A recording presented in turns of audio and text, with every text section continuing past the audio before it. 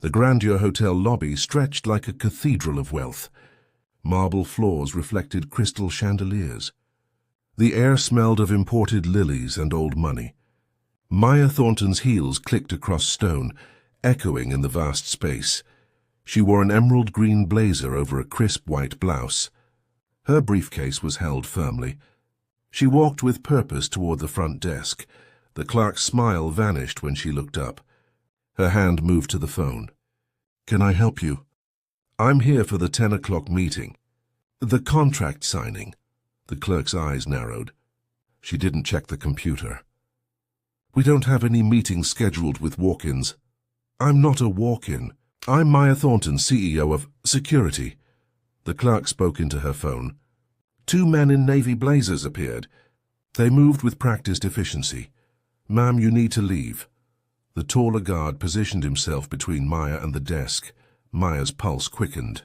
"There's been a mistake. I have an invitation." A manager arrived, silver-haired, arms crossed. "This is a private establishment. We don't tolerate solicitation. I'm here for a business meeting. Escort her out." The manager gestured, hands gripped her arms. Maya's briefcase tumbled. Papers scattered across the pristine marble like white flags. A contract folder slid toward a guest's shoe. "Don't touch me," Maya said. They were already moving, dragging her toward the doors. Her heels scraped stone.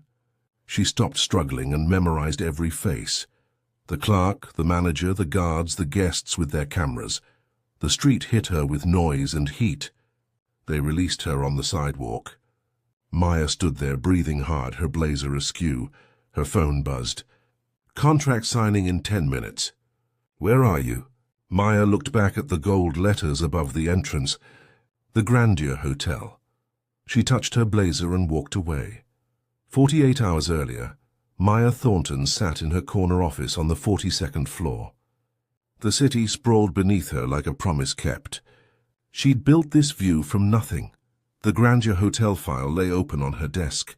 $50 million, 200 jobs. Her landmark property drowning in debt, desperate for a savior. "They're old money," her assistant Jenna had warned. "Old rules.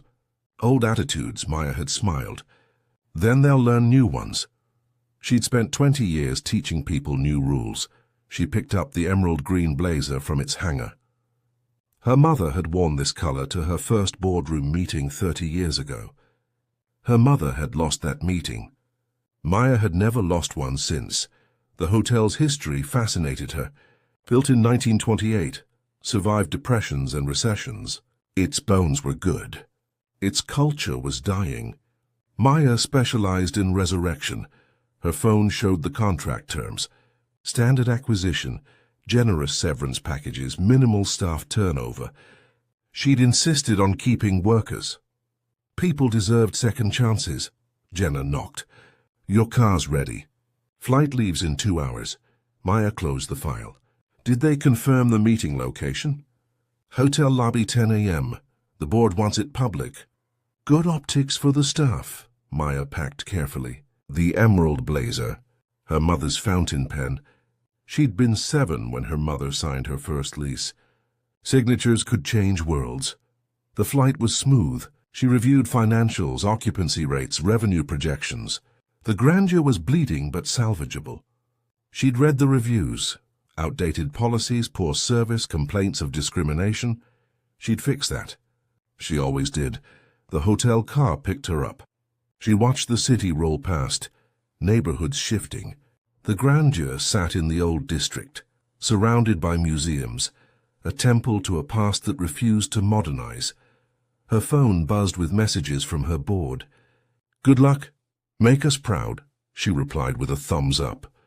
Words were cheap. Signatures mattered. She arrived early. Always early. The hotel rose before her, 8 stories of limestone and glass. The facade needed cleaning, but the bones were magnificent. Maya stepped out, smoothed her blazer, checked her briefcase. Her mother's voice whispered, "Walk in like you own it." "Soon you will." She walked toward the entrance, heels clicking, spine straight. The doorman nodded.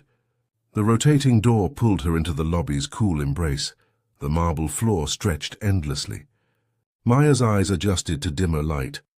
The front desk curved along the far wall, mahogany and marble and brass. A young clerk stood behind it, blonde, polished. The smile flickered and died. The clerk's hand moved toward the phone. "Can I help you?" Maya set her briefcase down gently. "Good morning. I'm here for the 10 o'clock meeting with the board." The clerk didn't look at her computer. "We don't have any meetings scheduled with walk-ins." "I'm not walking in. I'm Maya Thornton. I have an invitation from your CEO. I'll need to verify that." The clerk picked up the phone. Her voice dropped to a whisper. Maya caught fragments. Situation. Front desk. 2 security guards emerged. They moved with synchronized purpose. Navy blazers, earpieces, stone expressions. The taller one positioned himself directly in front of Maya. "Ma'am, you need to come with us." Maya's heartbeat accelerated. "There's been a misunderstanding. I'm the CEO of Thornton Real Estate Group. We're finalizing the acquisition contract." The guards exchanged glances. Guests stopped their conversations. Phones emerged. A manager appeared. Thin, late 50s, silver hair immaculate. He crossed his arms. "I'm Mr. Whitmore, the operations manager. Is there a problem?" "No problem. I'm here for a meeting. We don't allow solicitation. This is a private establishment. I'm not soliciting." "I'm your lifeline." Maya reached for her briefcase. The guard's hand shot to her wrist. "Don't touch that. That's my briefcase. It contains the contract your board is waiting to sign." Whitmore smiled cruelly. "Perhaps you're at the wrong hotel." "The Grandeur Hotel, 10 a.m., contract signing." "Those were your CEO's exact words. And you claim to be—" "Maya Thornton, CEO, the company saving you from bankruptcy." Something flickered in Whitmore's eyes. It vanished quickly. "We can't have unauthorized persons disrupting guests." "Security, escort her out." The guards gripped her arms. Maya's briefcase fell. The latch popped. Papers exploded across the marble. Contracts, financial statements, acquisition terms. A guest gasped. Phones rose. Maya saw herself reflected in a dozen screens. "Don't do this," she said quietly. They did it anyway. They walked her toward the door. Maya stopped struggling. She went rigid and memorized everything. Faces, badge numbers, name tags. The rotating door spat her onto the sidewalk. Through the glass she saw Whitmore collecting her papers. Laughing, Maya stood on the street. Her phone buzzed. "Meeting in 10 minutes. She looked back at the gold letters. She'd come to save them. They'd thrown her out like garbage. Maya sat in her rental car 3 blocks away. Her hands gripped the steering wheel. The leather was cold and real. Everything else felt underwater. Her phone exploded with messages. The board. Her assistant. Her lawyers. "Where are you?" "Status?" She couldn't make her fingers move. The contract folder lay on the passenger seat, perfect and useless. Her briefcase was still on that marble floor. A video notification popped up. She clicked it. The footage was shaky but clear. Her removal, scattered papers, Whitmore's smile. The caption, "Grandeur Hotel throws out black woman. Anyone know what happened?" Comments loaded. Hundreds already. Disgusting. Sue them. She was probably causing trouble. That last one stabbed deepest. Maya closed her eyes. The lobby replayed behind her eyelids. The clerk's instant judgment, the guard's assumptions, Whitmore's certainty. She'd done everything right. It hadn't mattered. They'd seen her skin first. Her mother's voice rose from memory from 20 years ago, from the night Maya had been accused of stealing in another hotel. "They'll judge the packaging before reading the contents, baby. That's their weakness, not yours. Remember what you're capable of." Maya opened her eyes. She touched the emerald green blazer. Her mother had bought hers second-hand. Maya had bought this one custom-made. Same color, same defiance. She started the car. She should drive to the airport, cancel the contract, let them drown. Her hand hovered over the gear shift. Walking away meant they won. Maya put the car in park. She sat there, breathing, feeling the rage transform into something colder and sharper. Her phone buzzed. Her lawyer, "Maya, what's happening?" "Tell them there's been a delay. I need an hour. They're threatening to..." "Let them threaten. I'll be there." She hung up. The video had 1,000 shares now. The internet was faster than justice. Maya scrolled through comments, through outrage and support. There was only one side. The truth. And she was about to weaponize it. Maya was 16 when she learned that perception mattered more than truth. She'd been working housekeeping at the Continental Hotel. $10 an hour to clean rooms where people paid $300 a night. A guest reported jewelry missing. Security searched the entire staff. They'd found Maya in the linen closet and emptied her pockets, her bag, her locker. They'd found nothing. No apology came. The manager had simply said, "You understand we had to check." Maya hadn't understood. She'd been the only black girl on staff, the only one searched. Her mother picked her up that night. Maya had cried, angry and confused. Her mother had driven in silence until they reached home. "Listen to me. This will happen again. Different places, same disease. You can let it break you or build you. Survive first, rise later, win eventually. That's the order." Maya had survived. She'd gone to college on scholarships and spite. She'd studied business and real estate.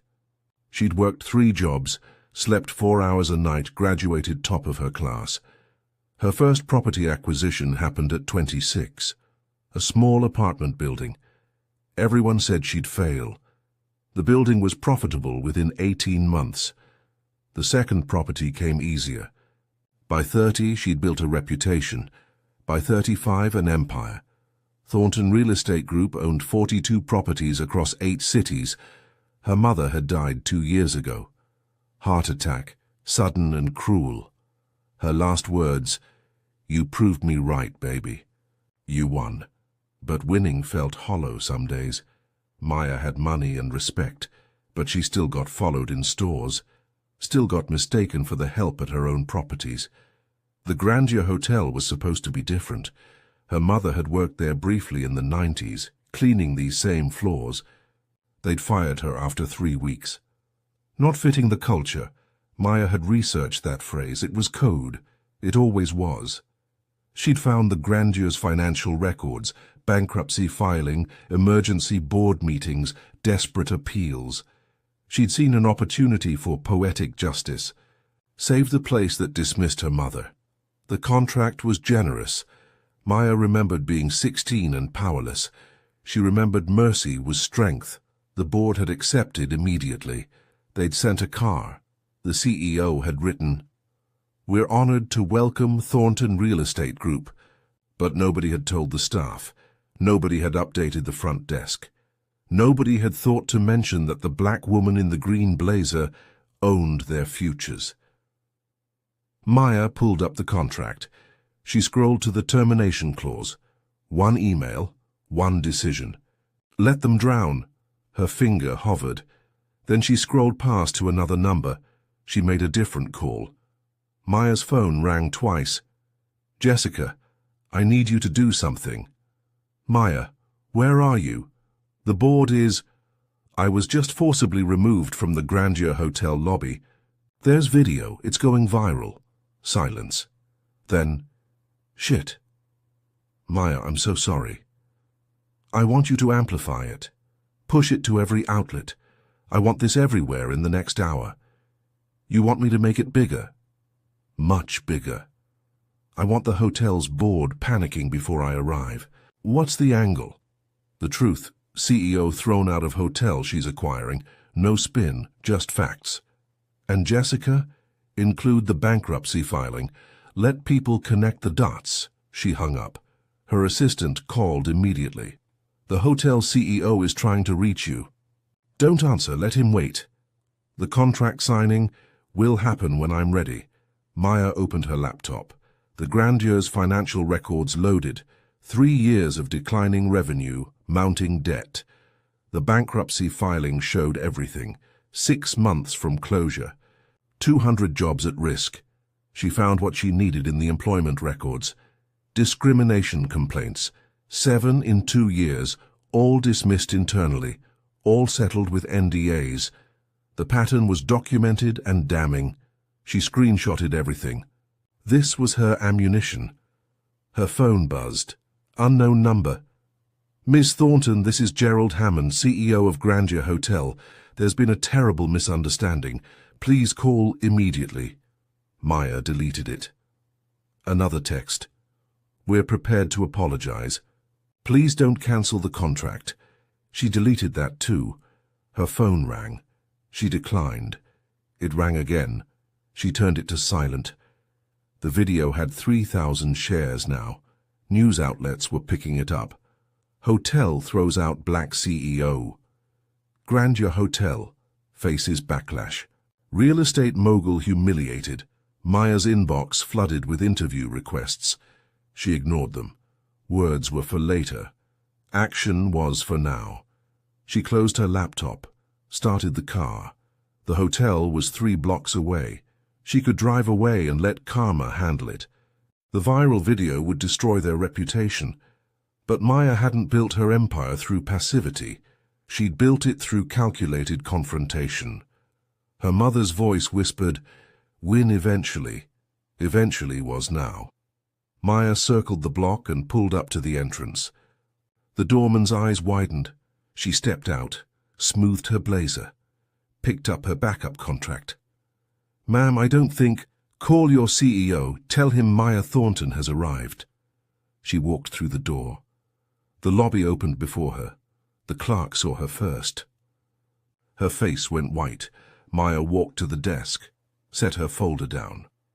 "Call Gerald Hammond, tell him I'm here to discuss terms." Within seconds, footsteps thundered from the back offices. Hammond appeared, 60, silver-haired, expensive suit, panic in his eyes. Behind him, board members emerged like ghosts. "Miss Thornton." Hammond's smile was desperate. "There's been the most unfortunate misunderstanding. Please—" "No." Maya's voice cut through. "No apologies yet. First, we do this properly. You wanted a public signing. You'll get one." Staff gathered. Guests paused. Phones rose. Maya stood in the center where her papers had scattered 90 minutes ago. Hammond looked at his board. At the security guards. At Whitmore. "Of course. Whatever you need." "I need your staff to know who I am," Maya's words echoed. "I need everyone here to understand what happened this morning." She gestured to the guards. "You, come here." They approached slowly. "Do you know who I am?" "No, ma'am." Maya turned to the clerk. "You called security on me." "Why?" The clerk's mouth opened, closed. "You." "Say it. Tell everyone why." Tears formed. "I don't know." "You do know. You just won't say it." Maya opened her folder. She pulled out printed screenshots, the viral video, the comments, the headlines. She placed them on the desk one by one. Hammond stepped forward. "Miss Thornton, we can discuss this in private." "No, you wanted public optics. Here they are." She pulled out final documents, the bankruptcy filing, the discrimination complaints, employment records showing years of bias. She laid them all on the marble. The lobby held its breath. "Before we discuss contracts, we need to discuss culture." Maya picked up her pen, her mother's fountain pen. "This signature could save 200 jobs, or destroy them." Hammond's face crumbled. "Miss Thornton, please." "The choice is yours." She set the pen down. The click echoed like a gunshot. Maya pulled out a new document. "I'll sign your acquisition, on modified terms." Hammond's desperation was visible. "What terms?" "Mandatory anti-bias training, diverse hiring requirements, community oversight board, annual audits, and every NDA gets voided." A board member gasped. "Those are unprecedented. Take them or watch your hotel close in 6 months." "I'm not negotiating." Hammond looked at his board. Silent panic passed between them. "Decide now." Maya checked her watch. "I have a flight in 3 hours." Hammond's hand trembled as he reached for the document. "May I read the terms?" "You have 5 minutes." Maya stepped back. Hammond scanned the pages, his face cycling through shock, resistance, defeat. He looked at Whitmore, at the guards, at the phones recording everything. He looked at Maya, untouchable in her emerald blazer. "These terms are aggressive. These terms are corrective." 4 minutes, the clerk spoke suddenly, voice breaking. "Mr. Hammond, I'm sorry. I didn't mean to—" She looked at Maya. "I was wrong." "I was so wrong." Maya studied her. "What's your name?" Emily Bradford." "Emily, do you understand what you did?" Emily nodded, wiping her face. "I saw you and I didn't think. I reacted. Like you were a problem before you even spoke." "Why?" "Because that's what I've been taught. Not here, everywhere, my whole life. And I never questioned it until right now." Maya felt something shift. The disease was bigger than this girl. Bigger than this hotel, Mr. Hammond. 2 minutes. Hammond picked up the pen. His hand hovered over the signature line.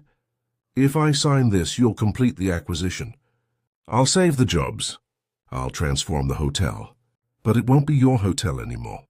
It'll be something better." Hammond signed. The pen scratched once, twice, 3 times. He looked up, hollowed out. "It's done." Maya took the document, checked the signatures, added her own. Bold, decisive, final. "Now we rebuild." She folded the contract and placed it in her briefcase.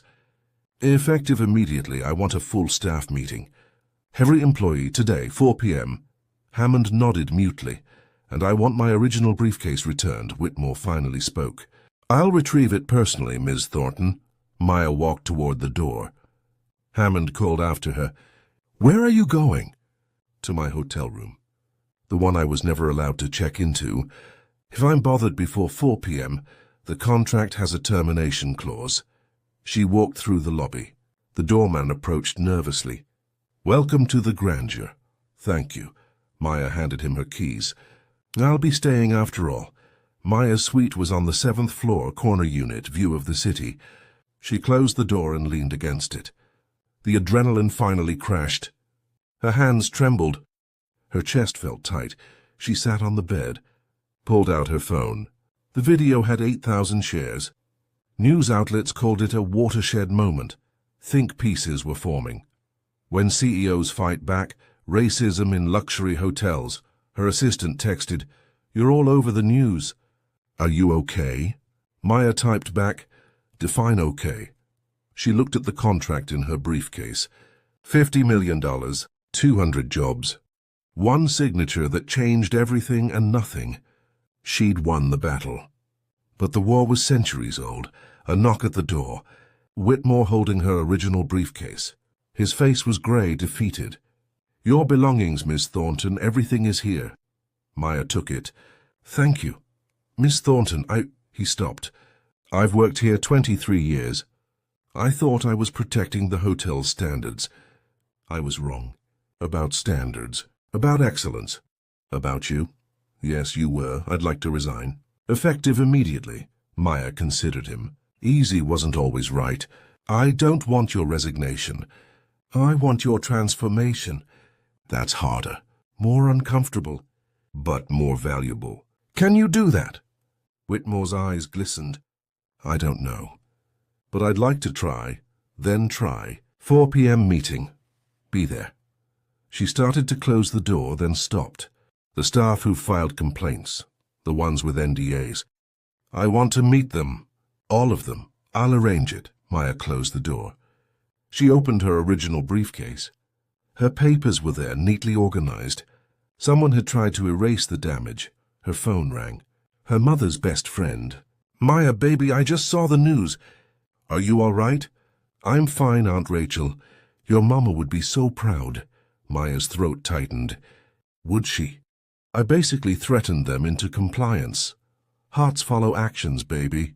You can't legislate love, but you can require respect." They talked for 20 minutes. Maya showered, tried to center herself. The meeting loomed. At 3:45, Maya dressed again. The emerald blazer. Her mother's pen in her pocket. She looked at herself in the mirror, exhausted, determined, uncertain. She went downstairs. The conference room was packed. Every employee had showed. They filled chairs and lined walls. When Maya entered, the room went silent. She walked to the front, set her notes on the podium, looked out at 200 faces. Thank you for coming. I'm Maya Thornton. Most of you know who I am by now. Some of you were involved in this morning's incident. The rest heard about it. She paused. I'm not here to shame anyone. I'm here to tell the truth. What happened to me happens every day, to people who don't have contracts or power or viral videos to protect them. The room shifted.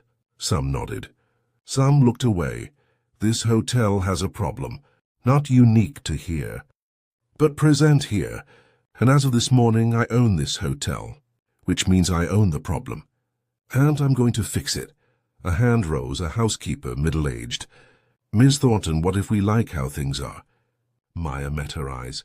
Then you have a choice. Adapt or leave with dignity. But I won't maintain a culture that judges people by their skin before their character. That's not negotiable. Another voice from the back. What about the people who were discriminated against? The ones paid to be silent? I'm voiding those NDAs. They can speak. They will speak. And we'll listen. Maya's voice was firm. Accountability isn't punishment. It's education. Everyone in this room will go through bias training. Everyone will learn why this morning mattered. Everyone will have a chance to be part of something better. She looked at the security guards near the door, including people who made mistakes. Because growth is possible, if you choose it. The meeting lasted 2 hours. Questions, challenges, tears, anger. Maya absorbed it all. Answered what she could. Admitted what she didn't know. Promised transparency and accountability. When it ended, staff filed out slowly. Some approached, thanking, apologizing, questioning. Emily waited until last. Miss Thornton, I just wanted to say, her voice broke. I want to do better. Then be better, starting tomorrow, starting now. Maya returned to her room as evening fell. She sat by the window watching city lights emerge. Her phone showed the news cycle had moved on, already yesterday's story. But she would remember. They would remember. This moment would ripple outward. She thought about her mother cleaning these floors decades ago. About 16-year-old Maya searched and humiliated. She texted her board, "Acquisition complete. Terms modified. Culture transformation begins tomorrow." Her assistant replied, "You did it, congratulations." 6 months later, the hotel hosted its transformation gala. Press, community leaders, staff past and present, guests who'd been part of the journey. The lobby sparkled with renewed energy. Maya stood backstage, nervous. Tonight wasn't about contracts or confrontations. It was about proof. She walked onto the stage. The lobby erupted in applause. She saw familiar faces. Emily, promoted to front desk manager. The security guards, now leading diversity training. Hammond, transformed from resistant to committed. She saw the 7 former employees whose NDAs she'd voided. Community leaders on the oversight board, journalists. And in the back, a portrait of her mother, placed there by her new director of culture. Maya spoke without notes. 6 months ago, I walked into this lobby and was thrown out. Security grabbed my arms. My papers scattered across this floor. I was humiliated in the place I'd come to save. That moment changed everything. She gestured to the staff. Some of you were part of that morning. You saw me as a threat before I spoke. You reacted from bias you didn't know you carried. When the truth came out, you could have been fired. I chose differently. I chose transformation over punishment. Not because I'm kind, because I believe people can change if they're willing to do the work. Emily stood. May I say something? Maya nodded. Emily stepped forward. I called security on Miss Thornton. I saw her and immediately assumed she didn't belong. I didn't think. I just reacted. And that reaction revealed something ugly in me. So I've spent 6 months unpacking that ugliness, learning where it came from. fighting it every day. Miss Thornton gave me that chance. She didn't forgive me. She challenged me. And I'm better for it. The taller security guard stood. I grabbed her arms. I physically removed her from this lobby. I've been a security officer for 12 years. I thought I was doing my job. I was enforcing bias disguised as policy. You could have destroyed my career. Instead, you made me face what I'd done. I teach bias training now. I tell my story to every new hire. I make sure they don't repeat my mistakes. Whitmore stood. I've worked here 31 years. I thought I knew excellence. I thought I was upholding standards. I was upholding exclusion. Changing at my age is hard. My reflexes are ingrained. But I'm trying. Every day. Sometimes I fail. But I keep trying because Ms. Thornton proved it's never too late to grow. One by one, staff members stood, shared stories, admitted biases, described transformations, the room filled with raw, uncomfortable honesty. Maya's new director of culture stepped forward. I was fired from this hotel 3 years ago. They paid me to disappear. Maya Thornton voided that NDA. She hired me back, not to my old position, to a position of power. Director of Culture and Inclusion. She pulled out a folder. This is our 6-month report. Guest satisfaction from diverse clientele, up 43%. Staff retention among minority employees, up 61%. Bias incidents, down 72%. We're not perfect. We're not finished. But we're measurably better, a journalist stood. Ms. Thornton, critics say you strong-armed this hotel. How do you respond? Maya considered the question. I used my power to force accountability. There's a difference. Political correctness is performative. Accountability is structural. We didn't just change language. We changed systems. Yes, I used my power. That's what power is for, not hoarding it, but leveraging it for change. 1 year after the acquisition, Maya stood where security had grabbed her arms. Her bronze plaque was now embedded in the marble. On this spot, Maya Thornton was wrongfully removed from the Grandeur Hotel. This plaque commemorates not the injustice, but the transformation that followed. May we never forget the cost of bias or the power of accountability. The hotel had transformed. The staff was 58% diverse across all levels. The oversight board had real authority. Guest reviews specifically mentioned feeling welcomed, regardless of race. 3 other hotel chains had adopted the Grandeur's accountability framework. Maya's company had acquired 2 more properties. Both underwent similar transformations. Thornton Real Estate Group became known for revolutionizing cultures, not just buying buildings. Emily was front desk manager now. She'd presented at a hospitality conference about recognizing unconscious bias. Her talk had gone viral, reaching thousands of industry professionals. The security guards had become full-time diversity consultants, traveling to hotels across the country, sharing their stories, implementing the Grandeur model. Whitmore had retired, but sent Maya a letter. I spent 31 years thinking I was doing good work. You taught me the difference between competence and consciousness. Thank you for not giving up on me.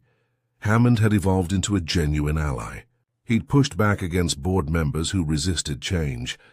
Maya had grown to respect him, not for who he'd been, but for who he'd chosen to become. The Grandeur's revenue had increased 23%. Occupancy rates were at 91%. The business case for equity had been proven, but the numbers weren't what mattered most. It was the small moments. The black teenager checking in without fear. The staff member correcting a colleague's bias without hesitation. The guest review, I felt seen. I felt welcome. I felt human. Maya returned quarterly. She walked the lobby, talked to staff, reviewed incident reports. She never wanted to become distant. On this visit, a young black woman in a housekeeping uniform approached her. Ms. Thornton? I just started last month. I heard the story. I wanted to say thank you. This is my first job in hospitality. I was so scared. But here, people actually see me. 5 years later, Maya stood before university students speaking about ethical leadership. She showed the grandier's lobby, before and after. Not the physical space, but the faces, the diversity, the genuine smiles. Power without purpose is just wealth, she told them. I could have cancelled that contract. Destroyed the hotel. That would have been satisfying for a week. But transformation, real systemic transformation, that's satisfying every day, because it ripples outward. A student asked, "Didn't it cost you emotionally? Staying in the fight?" Maya nodded. It cost me sleep, peace, simplicity. But walking away would have cost me more. It would have cost me the belief that change is possible. That people can grow. That justice isn't always about punishment. Sometimes it's about rehabilitation. She clicked to her final image, her mother's portrait in the grandeur lobby. My mother was fired from that hotel 30 years ago. She died believing it would never change. I bought it to prove her wrong. She was right and wrong. Right that the system was designed to exclude her. Wrong that it couldn't be redesigned. Maya closed her laptop. That's what power is for. Not hoarding it, not wielding it for revenge, but leveraging it to bend systems toward justice. You'll all have power someday. The question isn't whether you'll have it. It's what you'll do with it. On the flight home, Maya pulled out her mother's fountain pen, wrote a single line. The greatest victory isn't proving you belonged all along. It's changing the world so no one else has to prove it. She looked out at clouds and sky. The work continued. Hotels to transform, systems to dismantle, cultures to rebuild. Somewhere down there, another black woman was walking into a hotel lobby. Maybe she'd be welcomed. Either way, Maya Thornton had shifted the odds, and tomorrow she'd shift them again.